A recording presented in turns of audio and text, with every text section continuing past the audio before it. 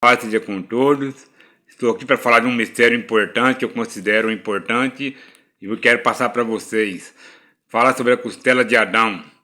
Mas eu quero ler antes um versículo para mostrar para vocês que o Novo Testamento é um livro espiritual, não se deve interpretar no pé da letra. Portanto, a crucificação de Cristo também se deve interpretar no espiritual, não no pé da letra. Olha o que Paulo falou aqui em Colossenses capítulo 1, versículo 26.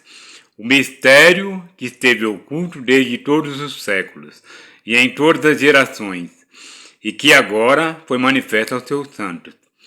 Ora, mistério é uma coisa que está oculto, tem que ser revelado, entendeu? Então não é pé da letra, você tem que entender o evangelho espiritual. Os quais Deus quis fazer conhecer quais são as riquezas da glória desse mistério entre os gentios, que é Cristo em vós, esperança da glória. Qual que é o mistério? Quem é o mistério? Cristo em vós, esperança da glória. Então você tem que entender o evangelho no espiritual. Olha o que Yeshua falou. Tudo isso disse Yeshua por parábolas à multidão. Nada lhes falava por parábola. Versículo 34, agora versículo 35. Para que se cumprisse o que fora dito pelo profeta, que disse: abrirei em parábolas a boca, publicarei coisas ocultas desde a fundação do mundo. Então, Yeshua falou por parábola. Ele publicou coisas ocultas. Coisas ocultas são coisas que estão escondidas desde a fundação do mundo. Então, Yeshua revelou os mistérios do Antigo Testamento por meio de parábolas. Então, você tem que entender isso aí. Agora eu vou falar sobre a costela. Aqui em Hebreus capítulo 10, versículos 19 e 20. Olha o que fala aqui, ó. Tendo, pois, irmãos, ousadia para entrar no santuário, pelo sangue de Jesus, pelo novo e vivo caminho que ele nos consagrou pelo véu, isto é, pela sua carne. Então, a carne de Cristo, o corpo de Cristo, é figura do véu. O que é esse véu? É figura também.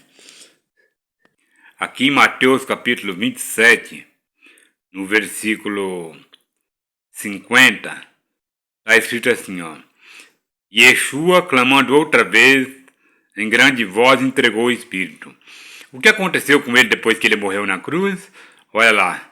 Eis que o véu do templo se rasgou em dois, de alto a baixo, e tremeu a terra, e fenderam-se as pedras, e abriram-se os sepulcros, e muitos corpos dos santos que dormiam foram ressuscitados. Lembra que eu falei que o véu é a carne de Cristo? O véu dele, a carne de Cristo foi rasgada, mas foi rasgada por quem? Quem foi que rasgou o véu do templo? O templo é a figura da igreja, né? Mas o corpo de Cristo foi ferido também.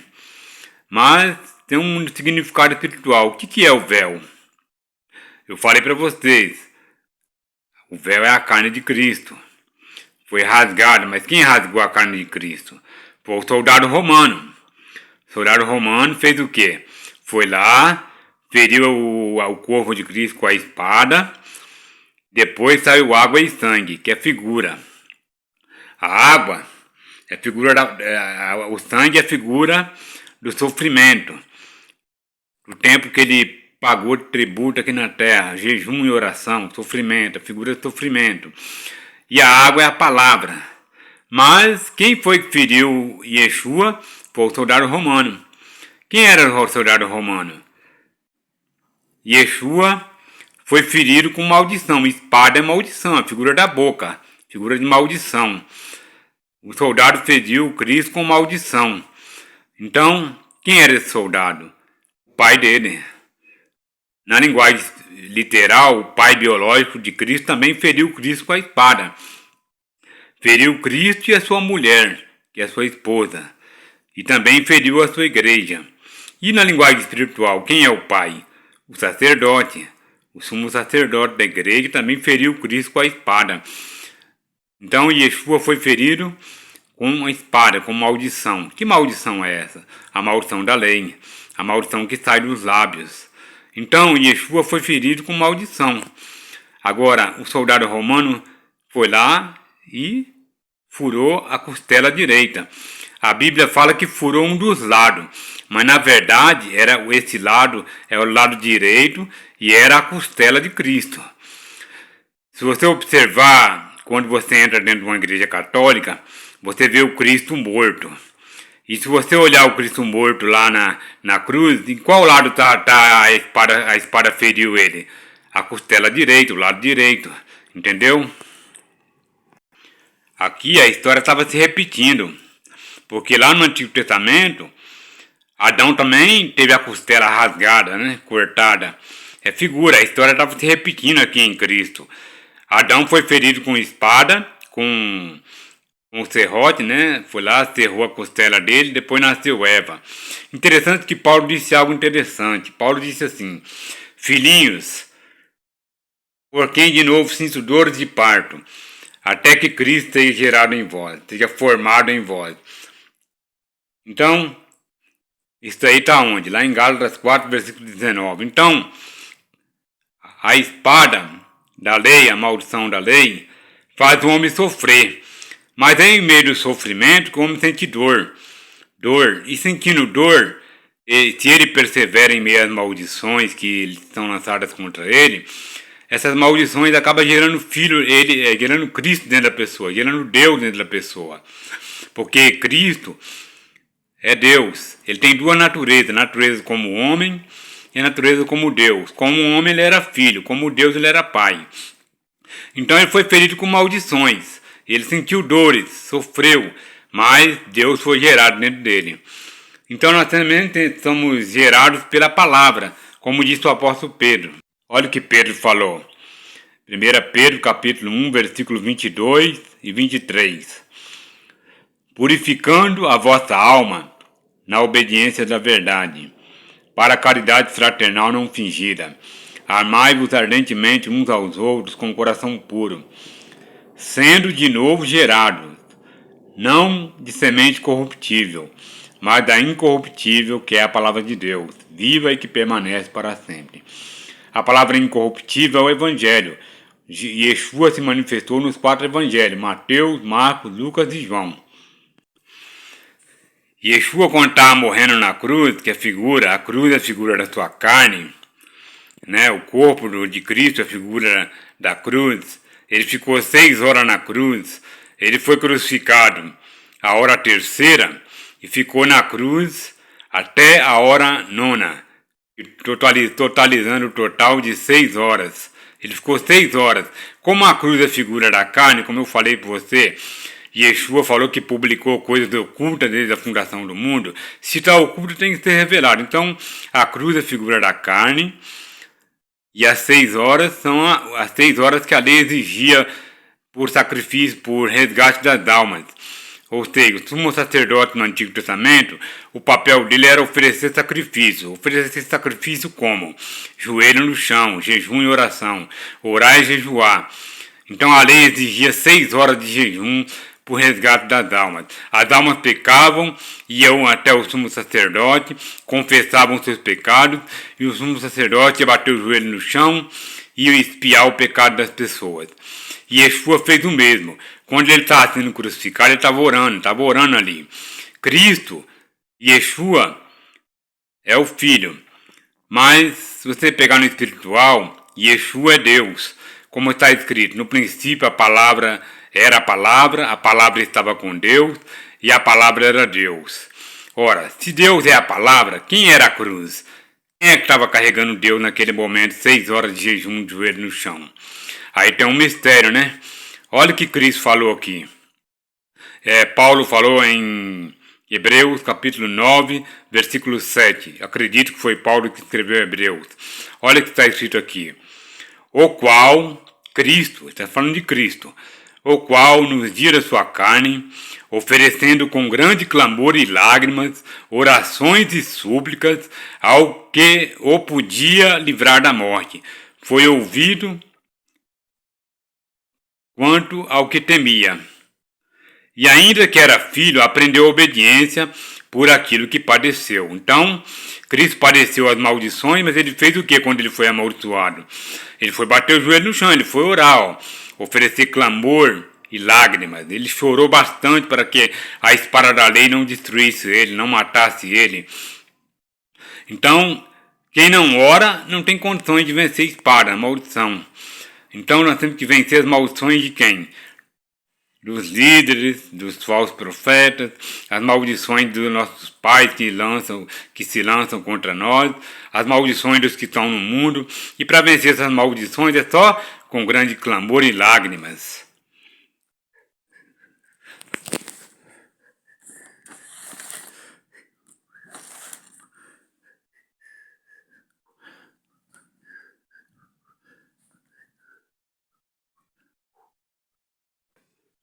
Lembra que eu falei para você que o corpo de Cristo é a figura da igreja? Feriram a esposa dele, que é a mulher dele, e também feriram a igreja dele.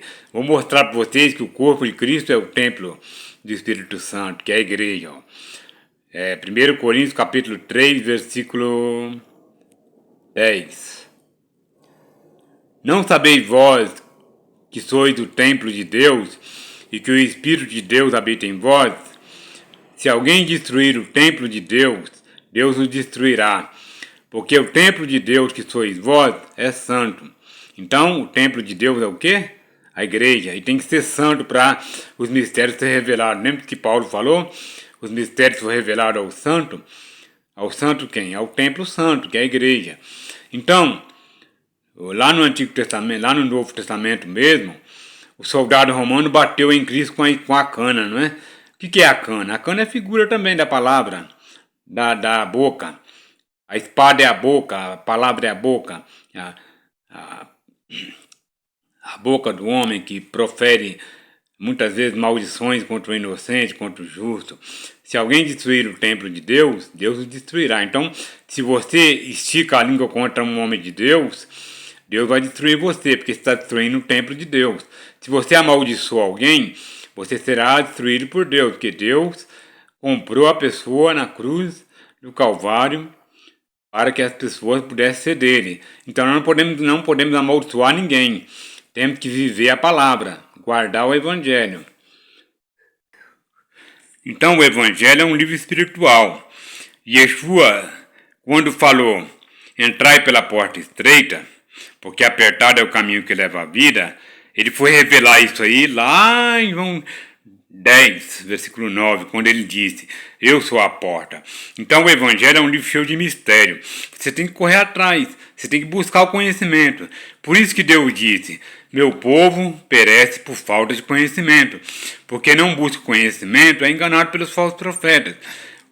Olha só, eu falei que o soldado bateu, que os soldados bateram em Cristo com a cana.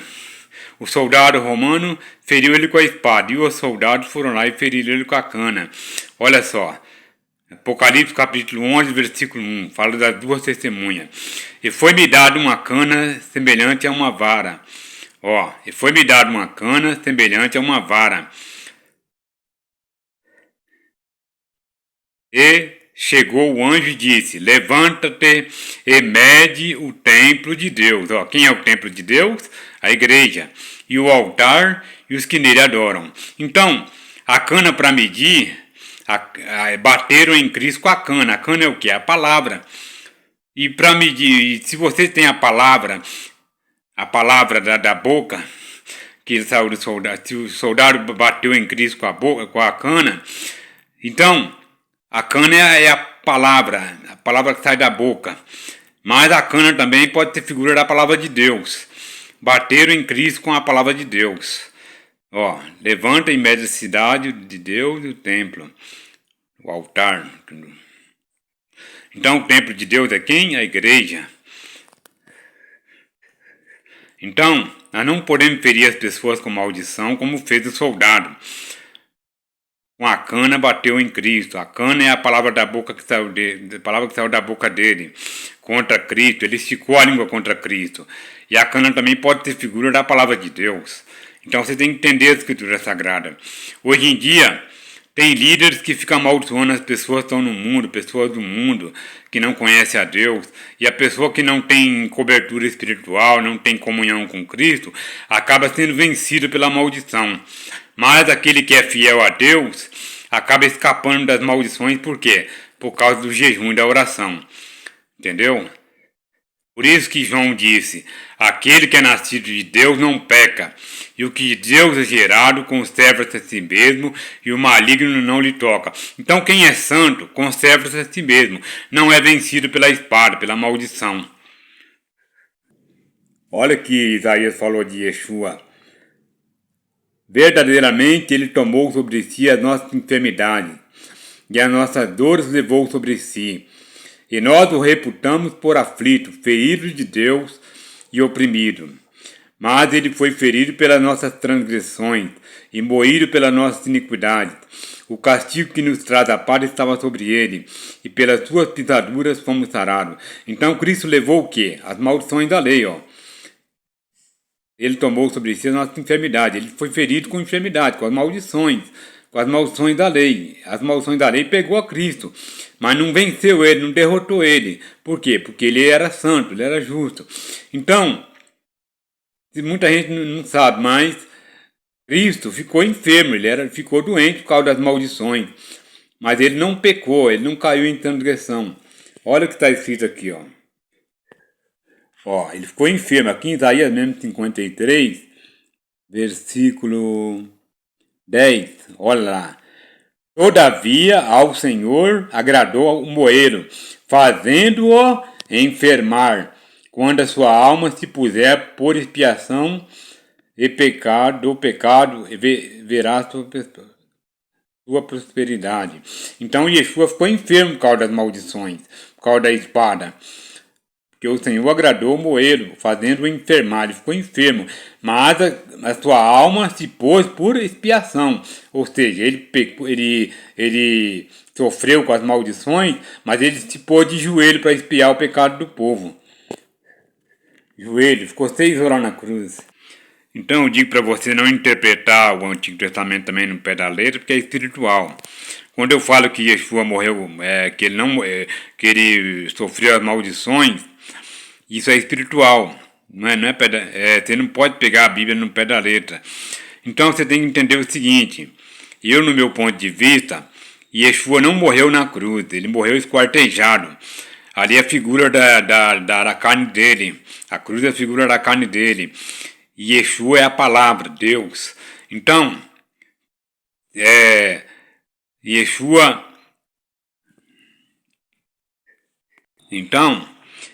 não carregou uma cruz, literalmente falando, uma cruz de madeira. Ali é figura, meu amigo.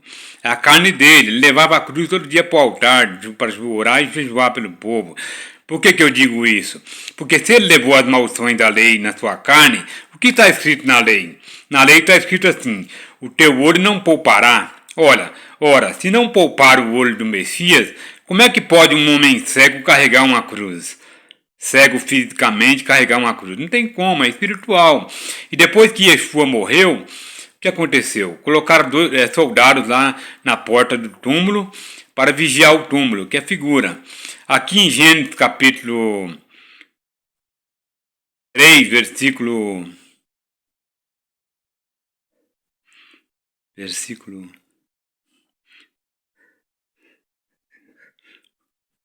23, está escrito assim: então disse o Senhor Deus: eis que o homem é como um de nós, sabendo o bem e o mal. Ora, pois, para que não entenda, estenda a sua mão e tome também da árvore da vida e coma e vive eternamente. Só que nesse versículo aqui está faltando um pedaço de versículo nesse versículo aqui. Está faltando um pedaço de versículo, olha só. Então disse o Senhor Deus: eis que o homem é como um de nós, sabendo o bem e o mal. Ora o quê? Aí já tá faltando um pedacinho de versículo aqui. Eu tenho uma Bíblia católica que está escrito assim: então diz o Senhor Deus: eis que o homem é como um de nós, sabendo o bem e o mal. Ora, expulsemos ele do paraíso, pois para que não estenda sua mão e tome também da árvore da vida e come e vive eternamente. Então, Yeshua foi expulso da onde? Adão foi expulso da onde? Do jardim. Yeshua foi expulso da onde? Do templo, da igreja. Então é figura. Os dois querubins aqui é figura. Porque a palavra de Deus fala que anjo em hebraico, anjo não é a palavra hebraica, anjo é a palavra grega, né? É a palavra grega, que significa mensageiro. Então, quando você vê anjo na Bíblia, no Antigo Testamento, saiba, no hebraico original está malar. Malar quer dizer mensageiro. Então, colocaram dois mensageiros para vigiar a entrada de Adão, para que ele não comesse da árvore da vida. Então, meu amigo, a espada inflamada é a lei. É a ordenança, a lei. Só que a lei foi confirmada por Deus depois. Lá no livro de Jeremias fala que Deus confirmou a lei. Então, muita gente fala que a lei foi abolida, mas se você violar as leis, você sofre maldição também. Por quê? Porque Deus confirmou que a lei lá em Jeremias, também no livro de Hebreus. Olha só que a espada inflamada que lançaram contra Yeshua. Ó. Será, porém, que se não deres ouvidos à voz do Senhor teu Deus, para não cuidares em fazer todos os teus mandamentos e os teus estatutos que hoje te ordeno, então sobre ti virão todas essas maldições e te alcançarão. Então tem muita gente violando a lei e não sabe que está sendo vítima de maldição. Então, olha só aqui no versículo 36. Muita gente está violando a lei e não sabe que é vítima de maldição. Olha só. O Senhor te levará a ti e ao teu rei que tiveres posto sobre ti uma gente que não conheceste, nem tu nem teus pais, e ali servirá a outros deuses. Deuses de quê? Feitos de madeira e de pedra. Quanta gente se prostra diante da pedra? Quanta gente se prostra diante da idolatria? Aí, ó. Está sendo vítima de maldição. Por isso que a pessoa é roubada todo dia. Aqui mesmo nesse capítulo, aqui está dizendo: serás oprimido e roubado todos os dias. O Senhor te ferirá com cegueira. Então, a pessoa não consegue enxergar nada. Ela não consegue enxergar quem é verdadeiro, quem é falso. Ela é roubada, oprimida. Ela perde tudo dentro da igreja. Por quê? Porque não conhece a verdade, não conhece a palavra de Deus. Então, o Senhor te ferirá com cegueira. A pessoa lê a Bíblia e não consegue entender. Por quê? Porque está sendo vítima de maldição, ou seja, está violando os 10 mandamentos. E o que fala nos 10 mandamentos? Olha só, o segundo mandamento da lei, ó. O primeiro é: não terás outros deuses diante de mim. E o segundo é: não farás para ti imagem de escultura, nem alguma semelhança do que há em cima dos céus, nem embaixo na terra, nem nas águas debaixo da terra. Então a pessoa viola a lei e vem o que sobre ela? Cegueira, opressão, ela é roubada, ela se prostra diante da idolatria. Por quê? Porque não aprende a verdade. E ela esquece do que está escrito na lei: não terás outros deuses diante de mim. Não farás para ti imagem de escultura, nem semelhança alguma que há em cima do céu, nem debaixo da terra, nem nas águas debaixo da terra. Então, quem viola a lei, as maldições pega. Quem guarda a lei é próspero e é abençoado. Muita gente pega aquele texto lá de Deuteronômio 28, na parte das bênçãos, que diz assim: o Senhor abençoará a tua entrada e a tua saída, né? Só que essas bênçãos aí é para quem? É para quem guarda os 10 mandamentos. E esses homens aí fora estão pregando os 10 mandamentos, estão guardando os 10 mandamentos? Não estão. Então eles também estão debaixo de maldição. Eles estão condenados. Então quem foi que deu a lei? Vou mostrar para vocês quem deu a lei. A Bíblia fala em Gálatas 3:19 que a lei foi dada pelos anjos, né? Vou mostrar para vocês depois.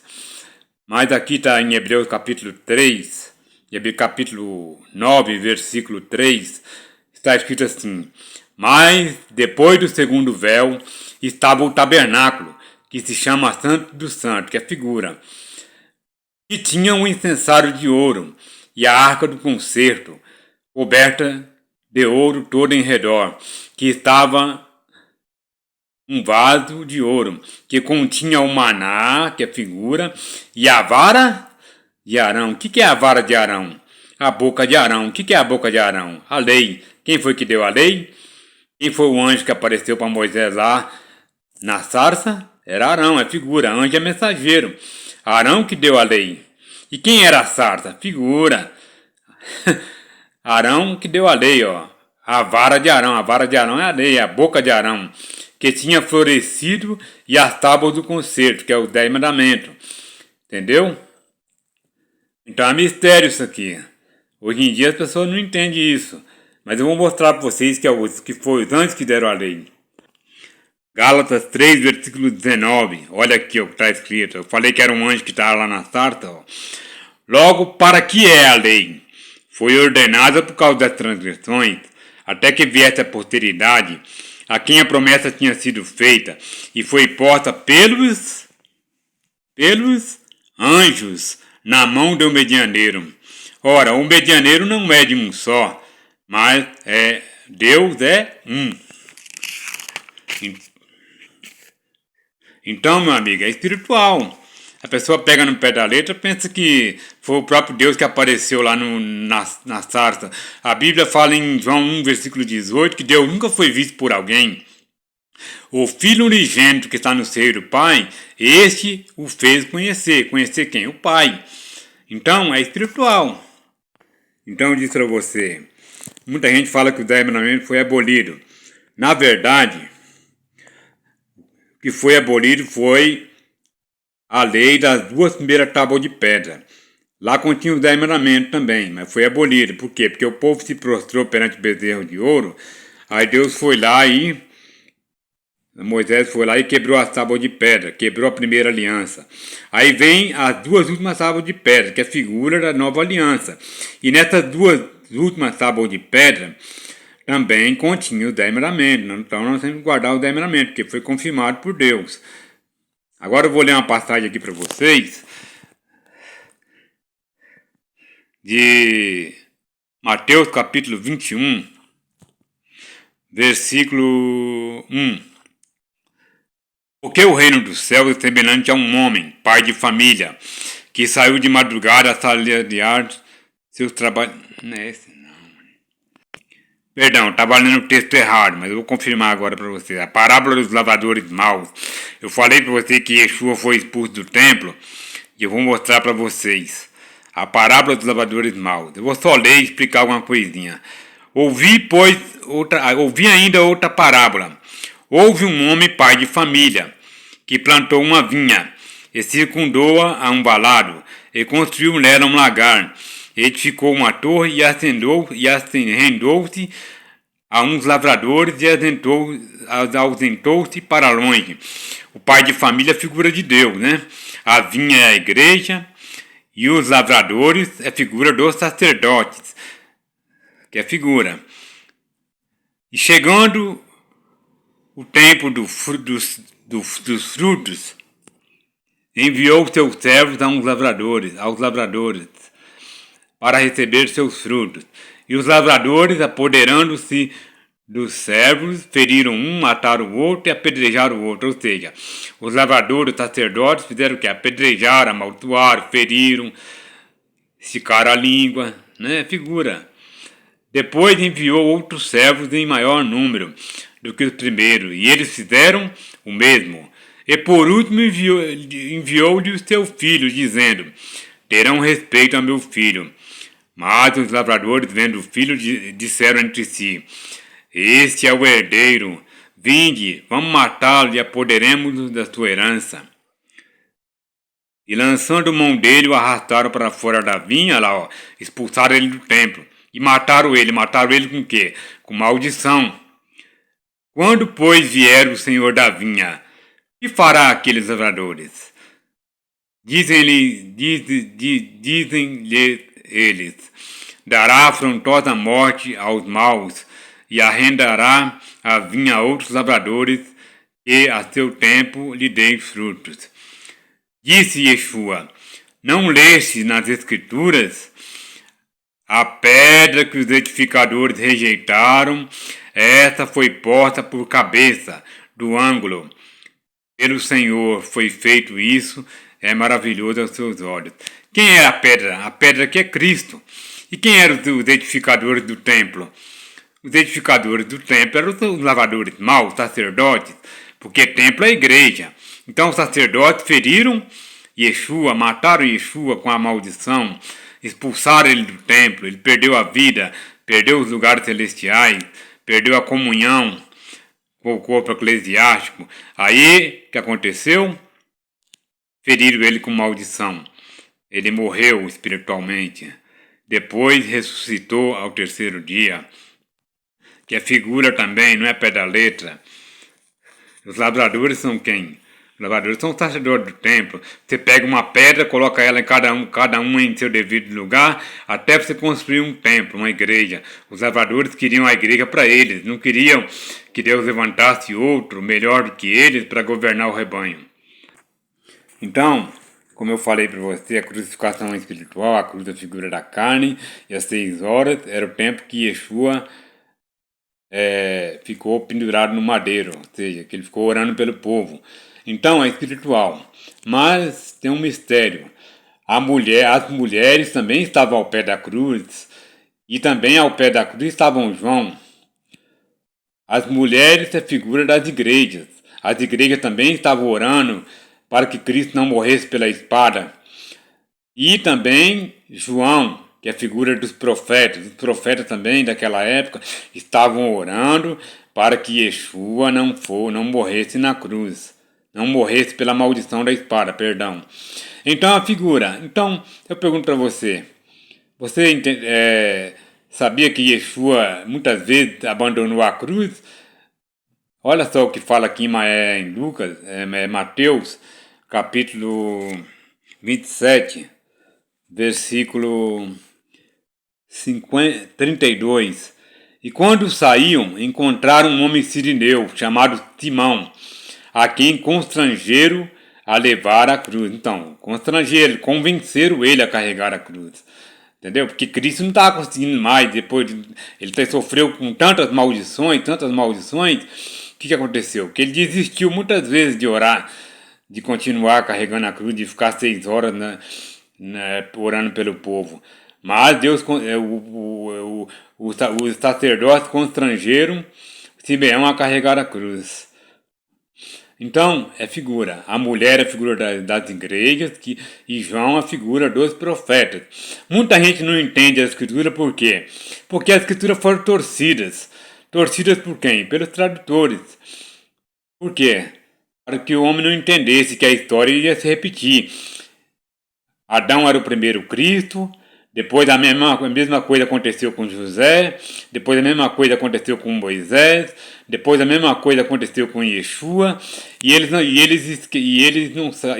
não querem que você compreenda que a mesma coisa vai acontecer com o Messias quando ele vier. Ou seja, ele também vai ter que pagar tributo pelo povo para expiar o pecado do povo, como fazia o sumo sacerdote no antigo pacto. Então, meu amigo, quero que você entenda uma coisa, que quando o soldado romano feriu o véu é a figura da igreja, né? Os céus, feriu o véu do templo, o céu é a figura da igreja, o templo também é a figura da igreja. A palavra chamar em hebraico quer dizer águas de lá, águas são pessoas também. Então, quando Yeshua morreu, colocaram os guardas no túmulo dele lá e fecharam o túmulo para que ninguém roubasse o corpo de Yeshua. Interessante que Isaías falou assim, que a voz do Messias não iria se ouvir na praça até o dia do juízo, né? Por quê? Porque havia soldados guardando a porta do túmulo. É mistério. Aqui em Lucas, fala da parábola do rico e do Lázaro. Eu não vou ler toda. Mas crucificaram a palavra que é Deus. E eu perguntei para vocês, quem era a cruz? Lembra-se da parábola do rico e Lázaro? O rico, o sumo sacerdote, vivia comendo do bom e do melhor.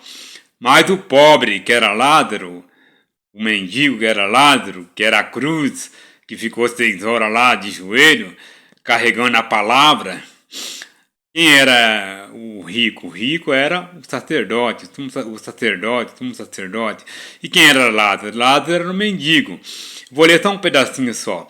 Ora, havia um homem rico que vestia-se de púrpura e de linho fino e vivia todos os dias regalada esplendidamente. Havia também um certo mendigo chamado Lázaro, que jazia cheio de chagas à porta da cidade. Lembra que eu falei para você que o Senhor agradou enfermá-lo, colocar enfermidade no Messias? Deus não põe enfermidade em ninguém, mas é figura. Deus permitiu que as maldições pegassem, que a maldição da enfermidade pegasse ele. Como está lá em Isaías 53. O Senhor agradou enfermá-lo. Lázaro era doente, mas era mendigo, mas tinha a palavra. Hoje em dia a mesma coisa acontece nas igrejas. Os ricos, os sacerdotes, os pastores vivem comendo do bom e do melhor, andando de carro, de avião, viajando para Israel, enquanto os coitadinhos da igreja vivem pagando aluguel e ainda dando dízimo na igreja para esses ladrões desfrutarem do bom e do melhor. Então a história está se repetindo. Yeshua era Lázaro. O Yeshua filho era Lázaro. E quem era o rico? O rico era o sumo sacerdote, que meteu a espada contra o Messias e expulsou ele do templo. Como está escrito lá em Hebreus, que o Senhor padeceu fora do arraial, ou seja, ele foi expulso do templo. Tem um louvor interessante, que eu acho ele interessante, eu não vou cantar não, só vou explicar duas estrofes aqui. Eu ouvia falar desta graça sem par, que do céu trouxe nosso Jesus. Mas eu surdo me fiz, converter-me não quis. Ao Senhor que por mim morreu na cruz. Mas um dia senti meu pecado e vi sobre mim a espada da lei, a maldição. Apressado fugi, em Jesus me escondi, e abrigo nele seguro achei. Olha que interessante. O cara descobriu a espada da lei, entendeu a espada da lei, viu que a maldição era muito pesada, o que ele fez foi se esconder em Cristo. Mistério, né? Então, quando eu falei para você que céus é a figura da igreja também, olha o que Isaías falou em Isaías 1, versículo 2. Eu não vou abrir lá não. Isaías falou assim: escutai, ó céus, prestai ouvidos, ó terra, porque fala o Senhor. Isaías 1, versículo 2. Deus fala com pessoas que têm ouvido. Então, ouvidos, quem tem ouvido são pessoas, né? Então, céus é pessoas. Interessante também que eu escrevi essa mensagem aqui, mas eu falei também sobre o significado do tabernáculo, lá no Antigo Testamento. O tabernáculo tem um significado espiritual. O lugar santíssimo é o lugar onde Deus habita. A arca é a figura do Messias, a arca e o Messias. Quer dizer, o lugar santíssimo é onde habita Deus, a arca e o Messias. O lugar santo é onde a igreja congrega, e o templo abaixo, que é o templo abaixo dos céus, onde vamos louvar a Deus. Já o arraial de fora é o mundo. Essa mensagem eu fiz, eu escrevi e estou entregando para as pessoas, para que eles são humildes de coração. Voltando aqui em Hebreus 9, versículo...